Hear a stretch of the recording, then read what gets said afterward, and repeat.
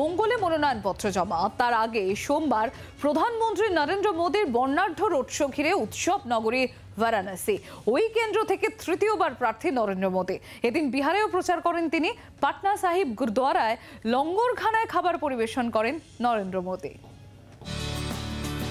প্রধানমন্ত্রী নরেন্দ্র মোদী মনোনয়নপত্র জমা দেবেন মঙ্গলবার। তার 24 ঘন্টা আগেই ভিন্ন মেজাজে মোদীর নির্বাচনী কেন্দ্র বারাণসী। মন্দির নগরী থেকে তৃতীয়বারের প্রার্থী প্রধানমন্ত্রী নরেন্দ্র মোদী। সোমবার মোদীর রোড শো ঘিরে সেই মন্দির নগরী হয়ে উঠল উৎসব নগরী। বেনারস হিন্দু ইউনিভার্সিটি থেকে শহরের বিভিন্ন জায়গা ছুঁয়ে কাশী বিশ্বনাথ মন্দির পর্যন্ত 6 কিলোমিটার রাস্তায় রোড শো। তা নিয়ে বিপুল উৎসাহ তৈরি হয় বারাণসীবাসীর মধ্যে।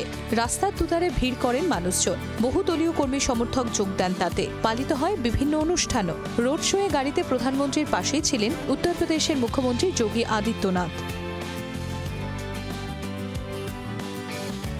বিজেপি সূত্রে জানা গিয়েছে, প্রাথমিকভাবে স্থির হয়েছিল চতুর্থ দফার ভোটের দিনই মনোনয়নপত্র জমা দেবেন মোদী। কিন্তু পরে ঠিক হয় তিনি মনোনয়নপত্র জমা দেবেন 14ই মে, কারণ ওই দিন গঙ্গা সপ্তমী। পদ্মশিবির সূত্রে জানা গিয়েছে, ওই দিন সকালে গঙ্গা স্নান করে কাশী বিশ্বনাথ মন্দিরে পুজো দেবেন নরেন্দ্র মোদী। সেখান থেকে যাবেন মনোনয়নপত্র জমা দিতে। বারাণসীতে ভোট 1 জুন, অর্থাৎ শেষ দফায়। রাজনৈতিক মহলের একাংশের মতে এদিন রোড শোর বিপুল আয়োজন করে বারাণসীতে ভোটের মেজাজ অনেকটা আগে থেকেই এনে দিতে চাইছে পদ্মশিবির।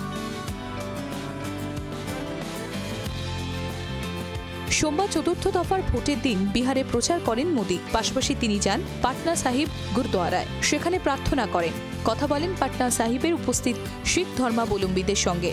এরপর লঙ্গরখানার রান্নাঘরে রুটি বেলেন তিনি। লঙ্গরখানায় খাবারও পরিবেশন করেন। মোদীকে ভিন্ন মুডে পেয়ে আপ্লুত অনেকেই। প্রধানমন্ত্রীকে এই ভূমিকায় দেখে সেলফি তোলেনও অনেকে। ব্যুরো রিপোর্ট, জি 24 ঘন্টা। বাংলার আওয়াজ, বাঙালির আবেগ, জি 24 ঘন্টা।